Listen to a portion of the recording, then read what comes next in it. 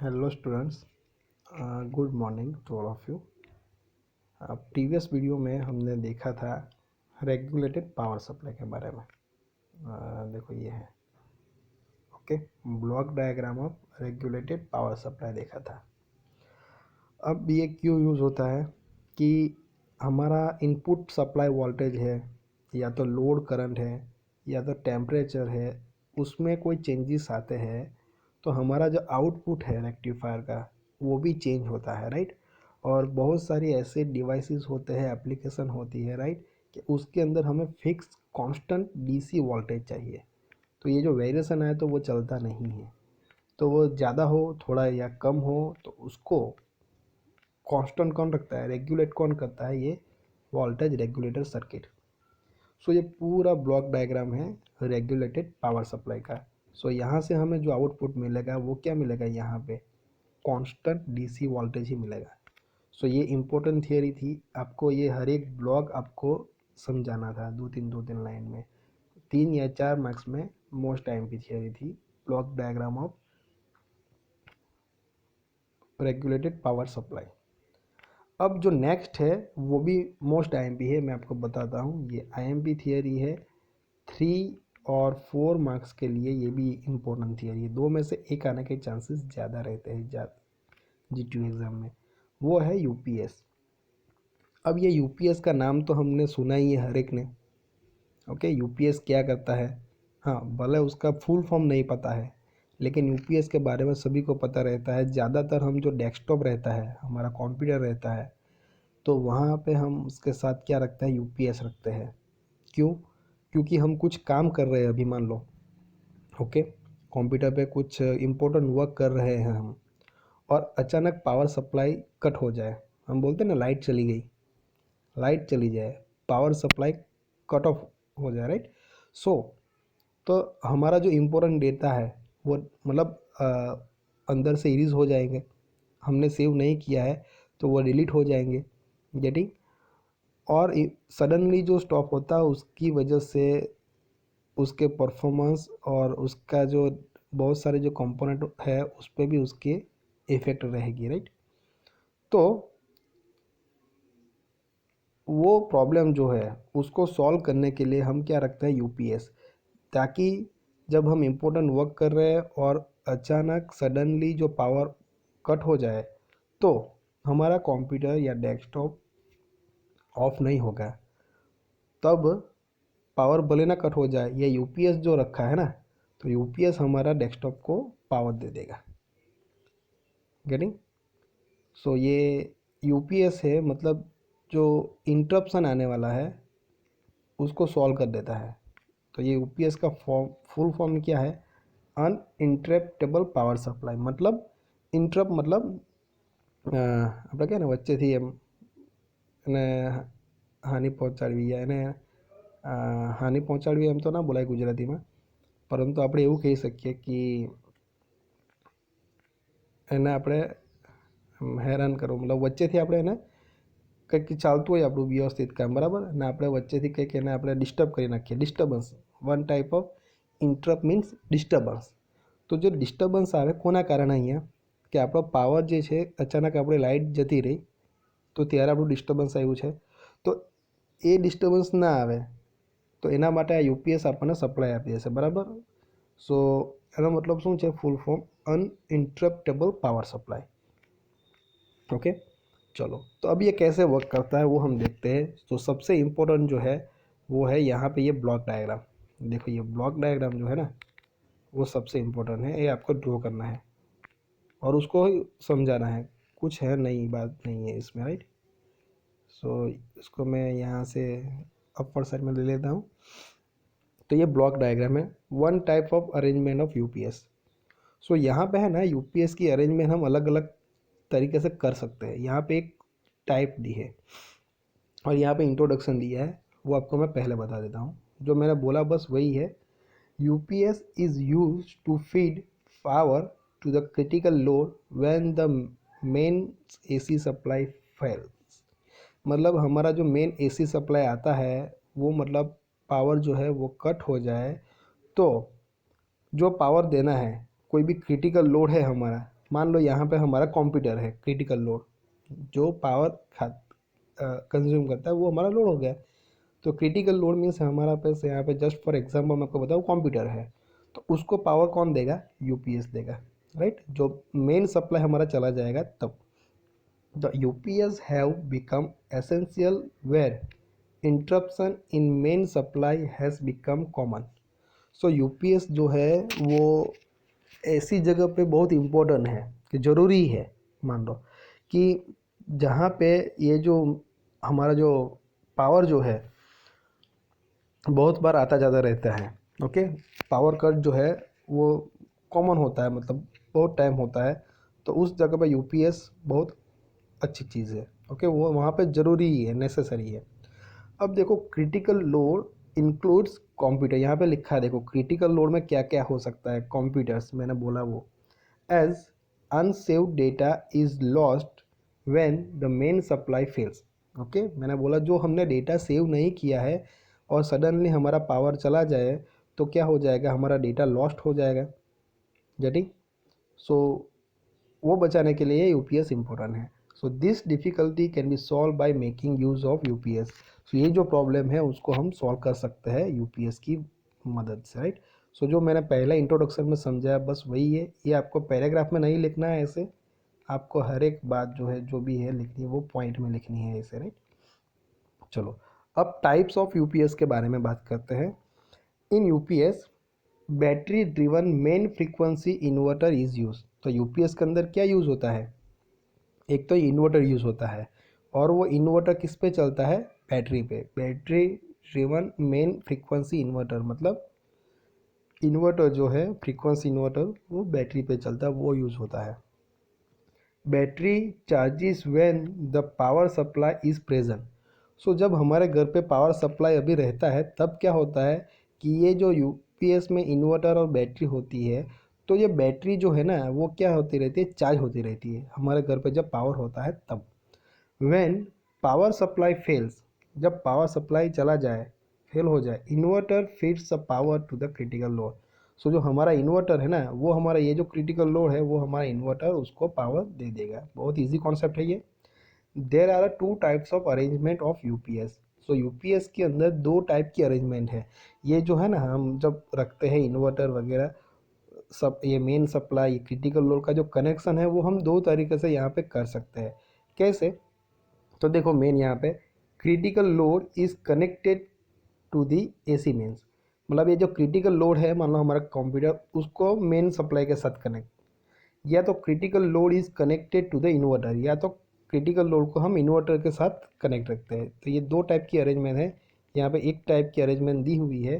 So block diagram of first type is shown in figure. मतलब कौन सा है, ये वाला, critical load is connected to the main supply, ये क्रिटिकल लोड है उसको मेन सप्लाई के साथ कनेक्ट किया हुआ है, राइट। सो देखो ये हम अभी मेन जो ब्लॉक डायग्राम है वो हम देखते हैं। तो यहाँ पे हमारा मेन सप्लाई आता है एसी घर पे, राइट। सो उसमें से एक जो है वायर किसके साथ कनेक्ट करता है उसको, एक टर्मिनल को एक क्रिटिकल लोड के साथ, किसके थ्रू, ये स्विच के थ्रू, स्टैटिक स्विच लिखा है ना, तो यहाँ पे स्विच है तो ये स्विच के थ्रू उसको क्रिटिकल लोड के साथ कनेक्ट किया है, राइट। अब देखो ये जो सप्लाई वाली जो दूसरी जो है टर्मिनल मतलब एक वायर किसको दे दिया, रेक्टिफायर को। अभी क्यों दिया, क्योंकि जैसे हमने बोला ना कि जब हमारे घर पे पावर सप्लाई ऑन रहता है तब इसमें जो बैटरी रहती है ये यूपीएस के अंदर, तो बैटरी ऑलवेज चार्ज होती रहती है, चार्ज होगी और पावर चला जाएगा तब वो पावर देगा ना, तो वो उसको चार्ज तो करना ही है साथ में। तो वो चार्ज करने के लिए ये जो दूसरा टर्मिनल वो किसको दिया, रेक्टिफायर को। अब रेक्टिफायर को क्यों दिया, क्योंकि ये जो है हमारा एसी आता है यहाँ पे, राइट, और वो कंप्यूटर है हमारा क्रिटिकल और वो भी एसी पे चलता है समझो। लेकिन बैटरी जो है वो कौन सी होती है, डीसी, डीसी पे चार्ज होती है, राइट। सो हम पहले किसको देंगे, ये जो एसी जो है हमारा इनपुट उसको हम पहले किसको देंगे, रेक्टिफायर को। रेक्टिफायर क्या करेगा, काम क्या है, एसी में से डीसी में कन्वर्ट करना है, समझ में आया। तो यहाँ पे हमें क्या मिलेगा, डीसी मिलेगा, फिल्टर जो भी है वो यूज़ होगा। अब ये बैटरी चार्ज होती रहेगी, मैं आपको बता तो ये चार्ज हो गई, अप एरो। अब जब हमारी लाइट चली जाएगी तो ये स्विच, अभी ये सप्लाई के साथ हमारा क्रिटिकल लोड कनेक्ट हुआ है ना, ये सप्लाई के साथ क्रिटिकल लोड कनेक्ट हुआ है कंप्यूटर। तो जब लाइट चली जाएगी तो ये स्विच ऑपरेट हो जाएगी और क्रिटिकल लोड किसके साथ कनेक्ट हो जाएगा, इन्वर्टर के साथ। तो ये बैटरी चार्ज हो गई, वो डीसी में है तो एसी चाहिए इसको, तो दिखा है यहाँ पे मैंने। तो इन्वर्टर क्या करेगा, फिर से उसको इन्वर्ट कर देगा, मतलब डीसी में से इसको किस में कर देगा, एसी में। तो जो भी सप्लाई चाहिए क्रिटिकल लोड को वो दे देगा जब पावर जाएगा तब। पता चला, बहुत इजी है एक्चुअली, ये समझाना भी बहुत इजी है।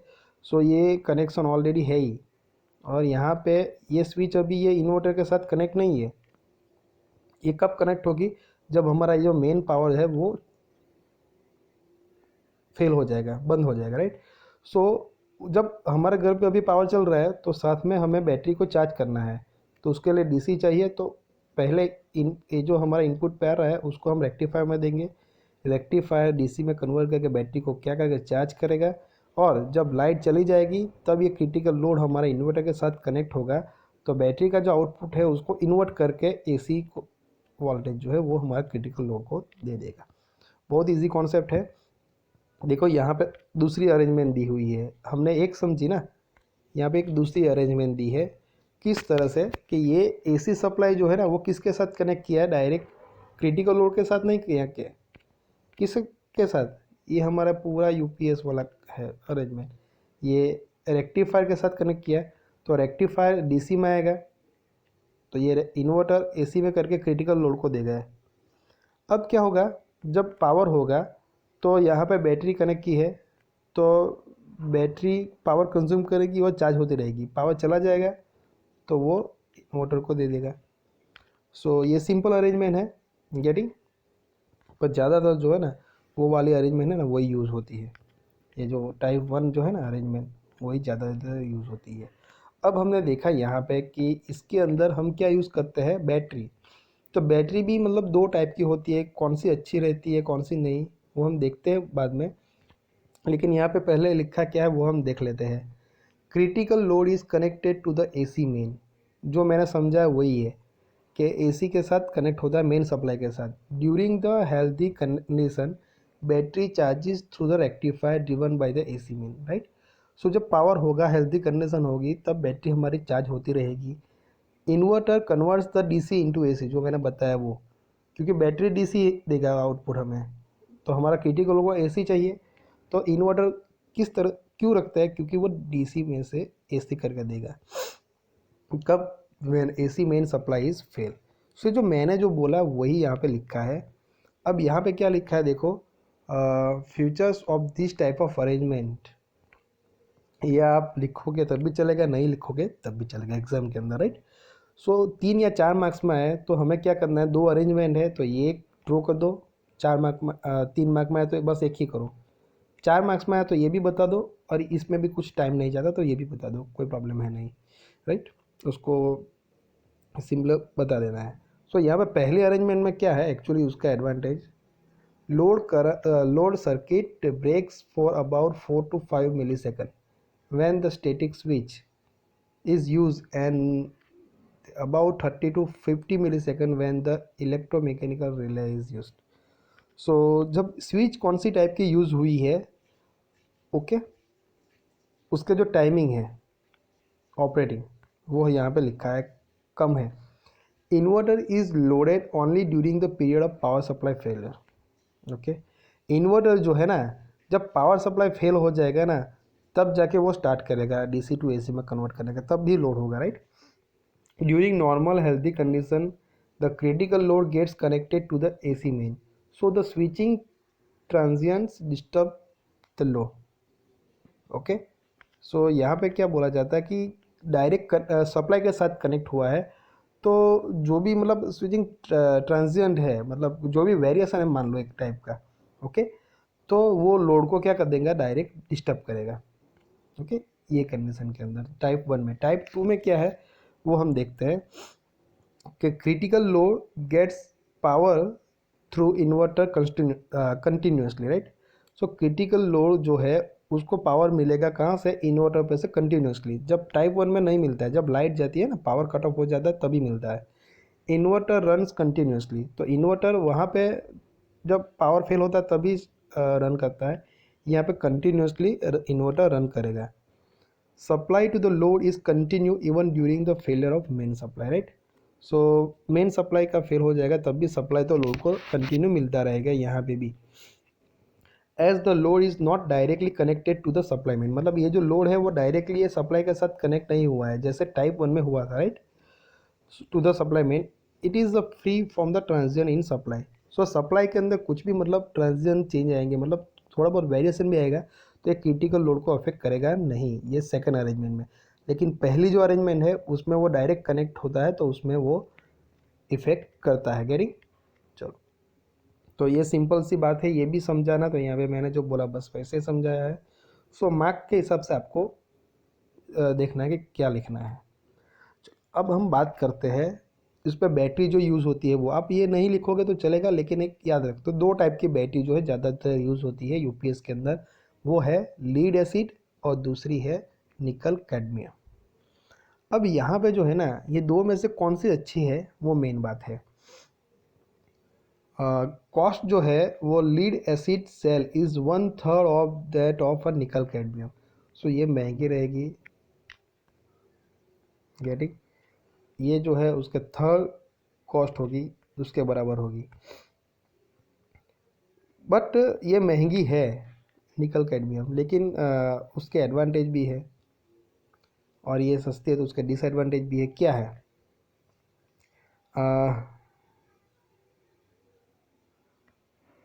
यहाँ पे ये लिखा है, देखो, डिसएडवांटेज, राइट। वन डिसएडवांटेज क्या है?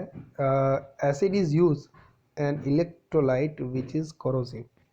कोरोसिव मीन्स हम बोलते हैं ना, આપણે કે ना लोखंड ने काट लागे, कोरोजन था, बस वैसे ही है। ओके, एसिड यूज होता है तो इलेक्ट्रोलाइट जो है वो कोरोसिव हो जाएगा, राइट, यहाँ पे। सो अनदर डिसएडवांटेज क्या है? Is that fumes are produced when the battery is in operation. fumes means simple ભાષામાં આપણે કહે ને કે ફીણ જેવું થાય, બરાબર છે। સો એ ટાઈપનું આવે છે એ। સો फ्यूम्स भी प्रोड्यूस होता है, और life is comparatively less and it can not be stand the overload, मतलब उसकी लाइफ भी थोड़ी कम है और ज़्यादा लोड हो जाएगा तो वो यूज़ भी नहीं होगा, मतलब वो काम नहीं कर सकता है वहाँ पे। तो ये इतना इम्पोर्टेंट नहीं है। ओके, आपको यूपीएस के बारे में तो आप शॉर्ट में लिख दो कि ये दो टाइप की होती है, बस ये, उसमें कौन सी अच्छी है क्या है आप नहीं लिखोगे 3 या 4 मार्क्स में तो चलेगा, 7 मार्क्स में आती है तो बात अलग है, राइट।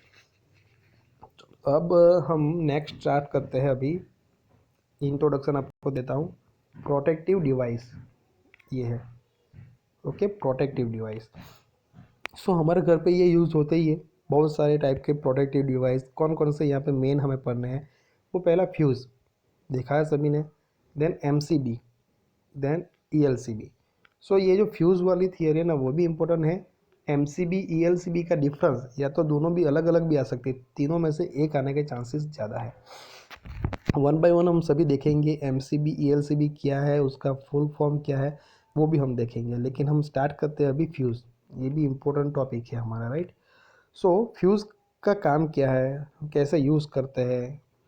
तो देखो, fuse is a wire of a metal और alloy with low melting temperature which is connected in a series with the circuit।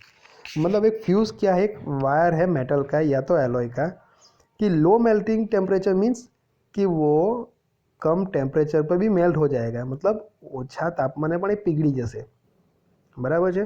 આપણે જ્યારે બહુ હાઈ પાવર આવી ગયો માની લો તો કરંટ વધી જશે, કરંટ વધી જાય એટલે તાપમાન વધી જાય, બરાબર। તારમાંથી જે કંડક્ટરમાંથી કરંટનું વહન થાય ને, ટેમ્પરેચર વધી જાય તો એ આપણે ફ્યુઝમાં તાર લગાવીએ, જોયો હોય તો એ તાર શું થાય? તૂટી જાય, પીગળી જાય એટલે નીકળી જાય, એટલે આપણો પાવર સપ્લાય જે મેઇન આવતો હોય તો આપણો બંધ થઈ જાય। એટલે એના કારણે શું થાય? આપણી અંદરના જે ઘરમાં જે બધી વસ્તુ આપણે યુઝ કરીએ છીએ, અપ્લાયન્સ જે યુઝ કરીએ છીએ એને જો ઓવરલોડ મળી જાય તો એની રેન્જની ઉપરનો લોડ મળે તો શું થઈ જાય? વધારે સપ્લાય મળી જાય તો આપણે ક્યાં ઉડી જાય, બરાબર છે, બગડી જાય, કોઈને કોઈ ડિવાઇસ તમારું બંધ થઈ જાય। સો એ ના થાય એના કારણે શું થાય? થોડો પણ વધારે થાય તો ટેમ્પરેચર વધે એટલે શું થઈ જશે, તમારો તાર જે છે ફ્યુઝનો એ કટ થઈ જશે, એટલે આપણો સપ્લાય જ બંધ થઈ જશે, એટલે આપણા જે અપ્લાયન્સ છે એ બધા કેવા જશે, બચી જશે, પ્રોટેક્ટ કરશે આપણને, રાઈટ. ચલો, when current of the circuit exceed the capacity of the fuse wire, okay, जब करंट जो है सर्किट में से वो बढ़ेगा, जो लिमिट होती है उससे ज़्यादा बढ़ेगा, it melts due to the heat. So ये जो है ना फ्यूज़ का जो वायर है ना वो क्या हो जाएगा, मेल्ट हो जाएगा हीट की वजह से, पीगળી જશે, બરાબર. એન્ડ કરંટ સ્ટોપ ફ્લોઈંગ, અને કરંટ એમાંથી પસાર થતો બંધ થઈ જશે. Fuse is use for low and medium voltages, okay, low and medium voltage के लिए ये फ्यूज़ यूज़ होता है. Fuse element is made up of a tin copper, lead और alloy of a tin and lead. ये material से ये fuse का एलिमेंट जो है वो बनता है main. Fuse is a thermal device, so the time to melt means operating time उसको बोलते हैं कि પીગળવા માટે કેટલો ટાઈમ લાગે તે. Time to melt decreases with increase in current. So जैसे करंट ज़्यादा बढ़ेगा तो टेम्परेचर भी ज़्यादा बढ़ेगा, तो वो जो मेल्ट होने का है वो टाइम बहुत कम हो जाएगा, वो स्पीड से वो मेल्ट हो जाएगा, वो होना भी चाहिए, राइट. सो फ्यूज़ भी कौन कौन से टाइप के होते हैं, मेनली दो टाइप के होते हैं, रिवायरेबल टाइप एंड दूसरा जो है वो कार्ट्रिज टाइप. तो ये जो कार्ट्रिज टाइप फ्यूज़ है ना वो इम्पोर्टेंट है, वो एग्ज़ाम में ज़्यादा आता है. तो हम नेक्स्ट वीडियो में हैं प्रोटेक्टिव डिवाइसेस के अंदर फ्यूज़ हमने स्टार्ट किया है, तो ये फ्यूज़ के जो दो टाइप है वो हम अभी नेक्स्ट वीडियो के अंदर देखेंगे.